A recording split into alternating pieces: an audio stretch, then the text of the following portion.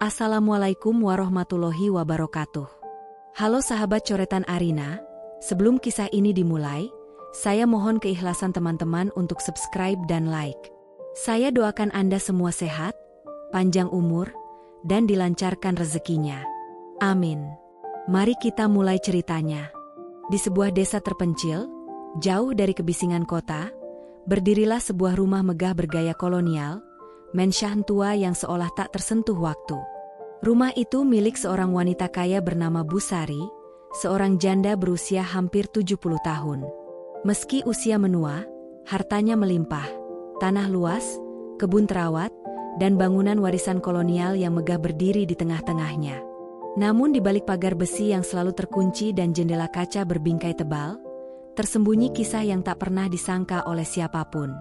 Warga desa sering membicarakan Busari. Meski hidup sendiri, ia tak pernah tampak kekurangan. Tapi satu hal tak bisa disembunyikan. Sorot matanya yang selalu tampak kosong, seolah menyimpan kesepian yang tak kunjung reda. Suatu hari, datanglah seorang pemuda bernama Dimas dari desa sebelah.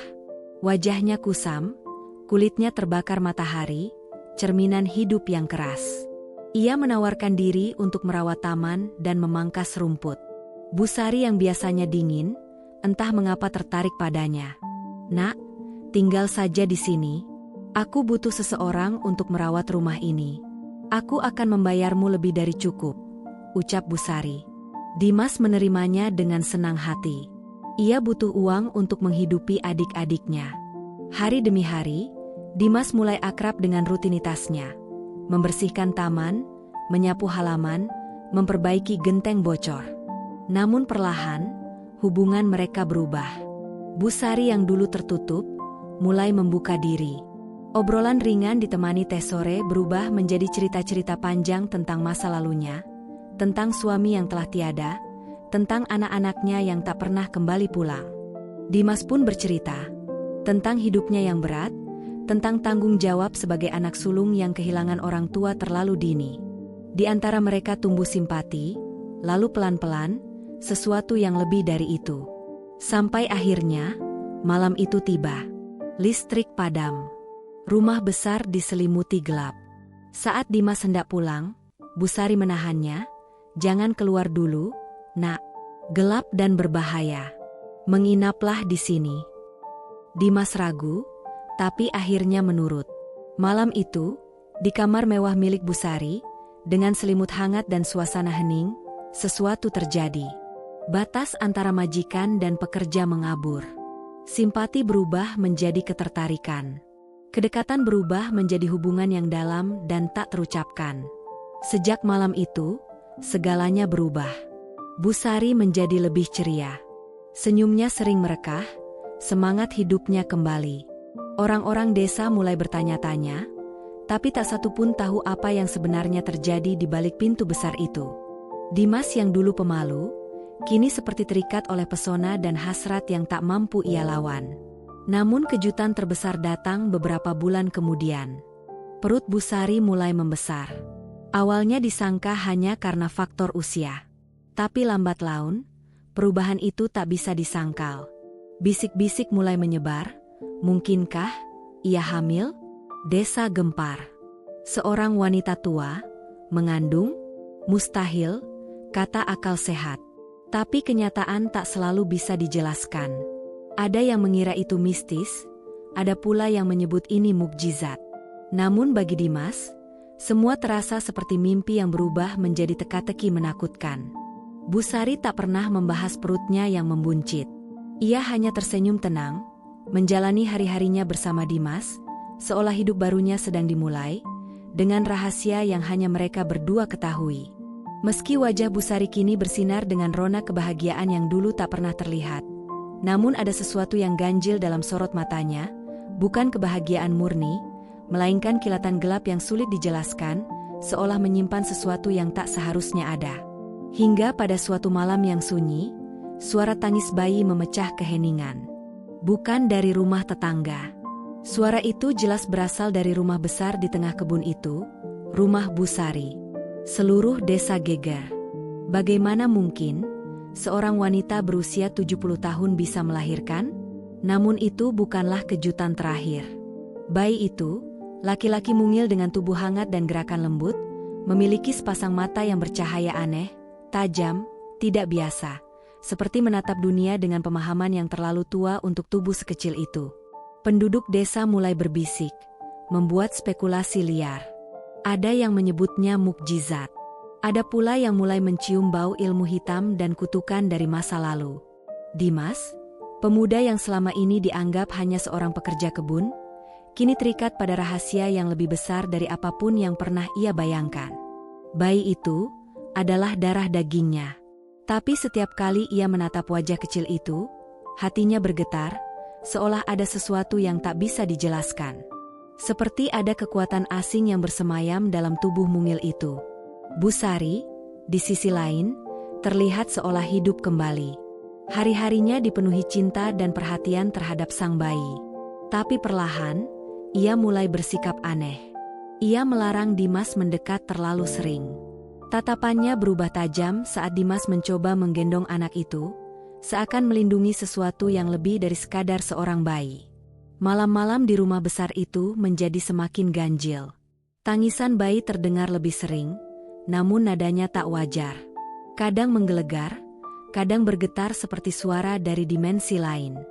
Di tengah malam, Dimas mendengar bisikan samar, langkah kaki yang tak terlihat, dan suara-suara dalam bahasa yang tak dimengerti manusia. Setiap kali Dimas menanyakan hal itu, Busari hanya tersenyum lembut dan berkata, "Semua baik-baik saja, Nak. Jangan khawatir." Namun hati Dimas terus memberontak. Ia merasa ada yang tumbuh dalam dirinya, campuran antara cinta, ketakutan, dan perasaan bersalah. Ia mulai merasa bahwa hubungan mereka telah melewati batas dunia nyata, masuk ke dalam sesuatu yang gelap, yang tak seharusnya disentuh manusia. Waktu terus berjalan. Bayi itu tumbuh terlalu cepat.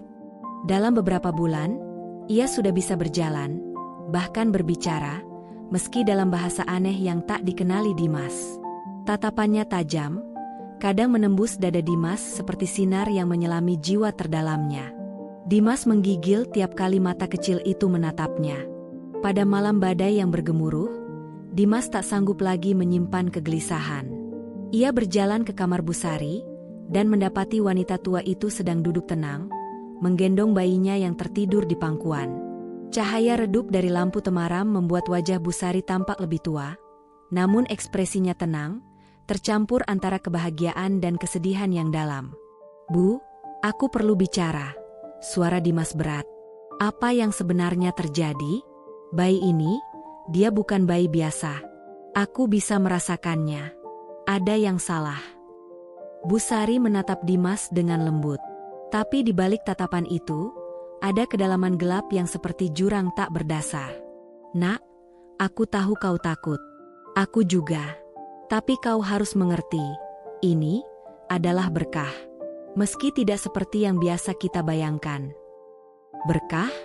Ini tidak normal, Bu. Aku tak bisa berpura-pura semuanya baik-baik saja," kata Dimas, suaranya mulai meninggi, diliputi ketakutan dan amarah yang bercampur. Busari menghela napas panjang. Senyumnya pudar, berganti dengan wajah yang letih dan rapuh. "Bayi ini adalah segalanya bagiku. Aku hidup terlalu lama dalam kesepian. Ditinggalkan oleh suami, dilupakan oleh anak-anak. Saat kamu datang, kau membawa cahaya yang tak pernah kuduga akan datang lagi. Dan bayi ini, dia adalah anugerah terakhirku. Bukti bahwa aku masih bisa mencintai. Masih bisa menjadi seorang ibu." Dimas terdiam.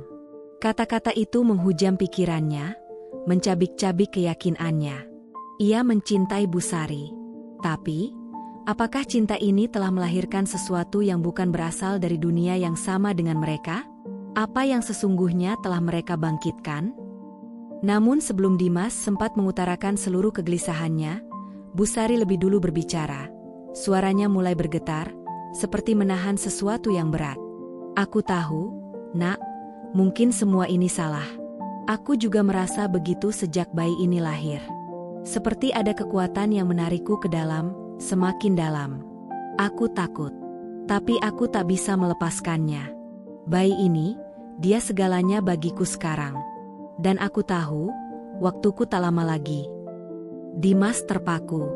Jantungnya berdebar. Apa maksud ibu? Kenapa bilang waktu ibu tidak lama lagi? Bu Sari tersenyum lemah.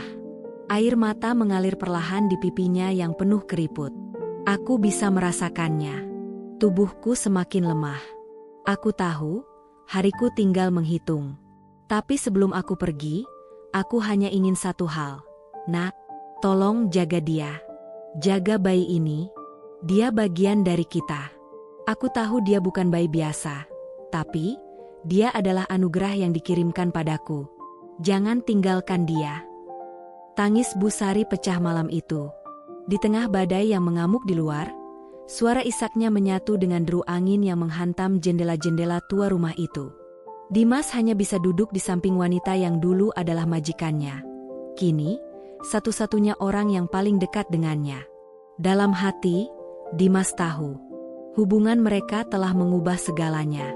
Tapi jauh di dasar jiwanya, ia juga sadar, tak ada akhir yang bahagia dari semua ini. Hari-hari berlalu dengan cepat. Bu Sari semakin lemah.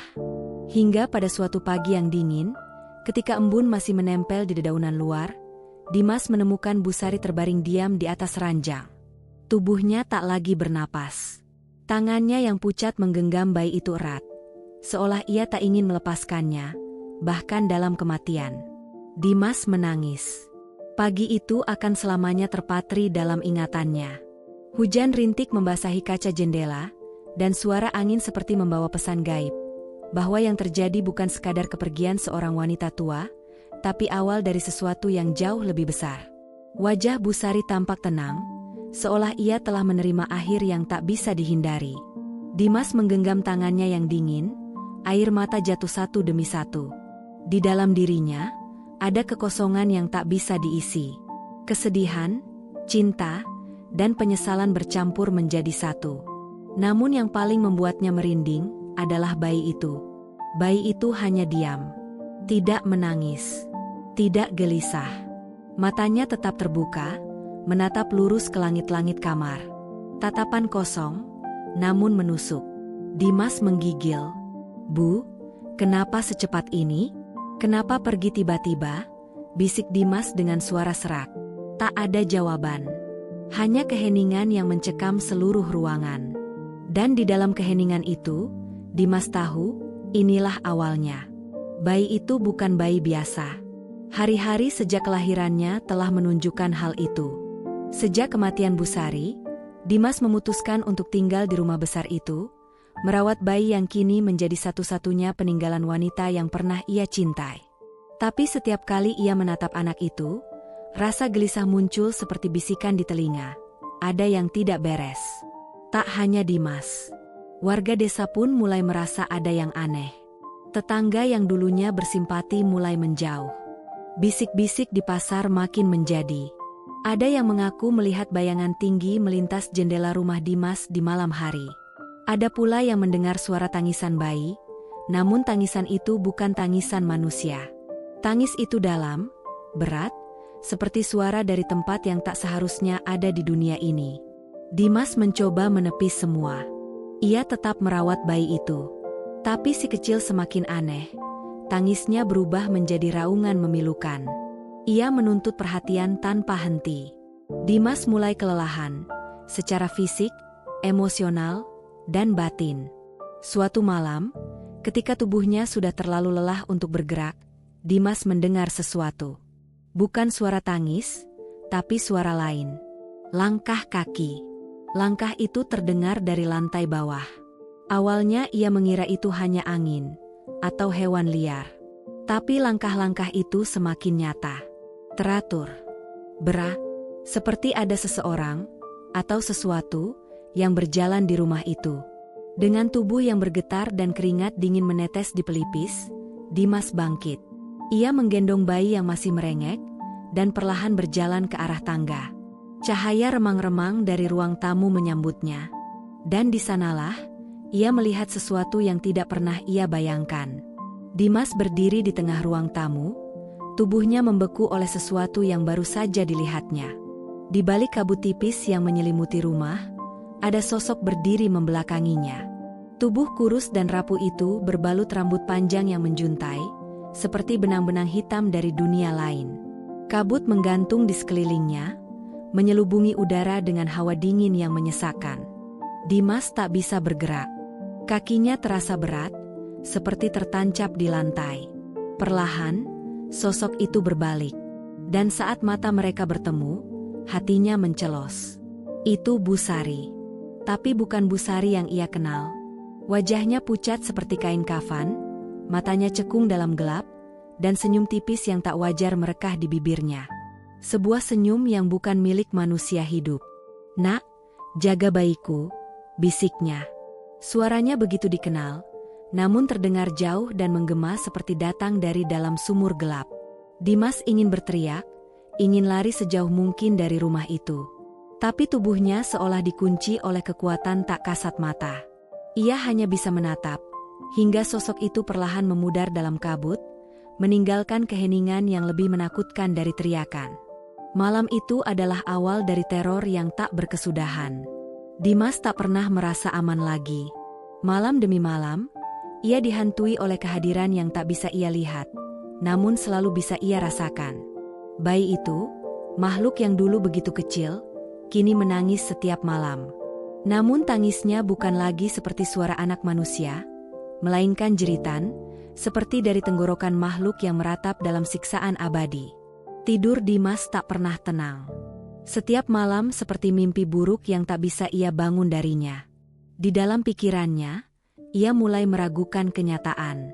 Beberapa minggu kemudian, saat kewarasannya nyaris lenyap, ia memutuskan, ia harus pergi. Harus meninggalkan rumah itu, bayi itu, dan semua kenangan yang menyiksanya. Malam itu, ia berdiri di depan pintu, koper kecil di tangan, hujan turun deras membasahi teras rumah besar yang sunyi. Ia membuka pintu. Dan di sana, berdirilah Busari. Dengan tubuh basah kuyup oleh hujan, rambut menempel di wajah pucatnya, dan bayi di pelukannya. "Jangan pergi, Nak, kamu berjanji padaku. Kamu berjanji akan merawatnya," ucapnya. Suaranya datar, namun ada luka di dalamnya, kesedihan yang bercampur kemarahan. Dimas terjatuh, lututnya lemas. Ia menangis. "Bu, aku tak sanggup lagi. Bayi ini, dia bukan manusia, apa yang sebenarnya terjadi?" Sosok itu mendekat, perlahan menyentuh kepala Dimas dengan tangan dinginnya. "Kau benar, Nak. Dia bukan manusia.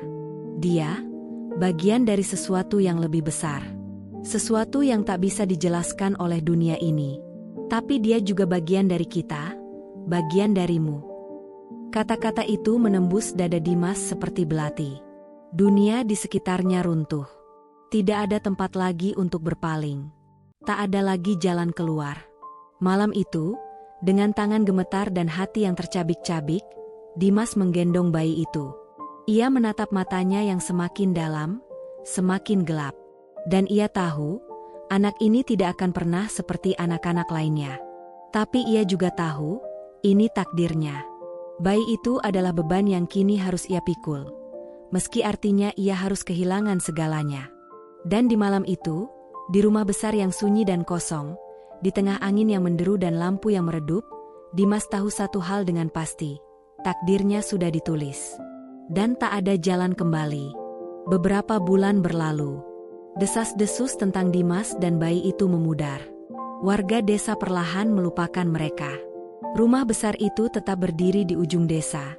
Diam, seperti menanti sesuatu yang tak kunjung datang. Jendela-jendelanya tertutup rapat, dan angin yang melewati sela-selanya membawa bisikan yang tak dimengerti. Namun bagi Dimas, kisah ini belum berakhir. Setiap hari, ia hidup dalam bayangan anak itu, yang semakin lama semakin menjauh dari bentuk manusia. Setiap malam, suara-suara memanggil namanya. Suara Busari yang tak pernah benar-benar pergi.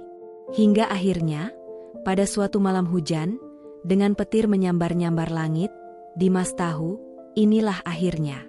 Di kamar tempat Busari dulu menghembuskan napas terakhirnya, ia berdiri menatap anak itu, yang kini bukan lagi bayi. Tubuhnya tumbuh, namun bukan seperti anak manusia. Matanya kosong, dan begitu gelap. Pandangannya menusuk Dimas tanpa belas kasih. Dimas terisak. Air mata mengalir deras. Ia tahu bahwa yang dilahirkannya bukan anak biasa. Bahwa rumah itu bukan tempat tinggal, melainkan penjara bagi sesuatu yang tak seharusnya hidup di dunia ini. Dan saat hujan mengguyur atap rumah, dan angin menderu seperti ratapan roh dari masa lalu, Dimas sadar, cinta, kesepian, dan takdir telah membawanya ke jalan yang tak bisa ia pilih. Dan anak itu adalah kunci dari sesuatu yang lebih gelap. Sesuatu yang belum berakhir. Terima kasih telah menyimak cerita ini. Jangan lupa untuk like video ini, subscribe channel kami, agar tidak ketinggalan cerita menarik lainnya. Sampai jumpa di cerita berikutnya. Wassalamualaikum warahmatullahi wabarakatuh.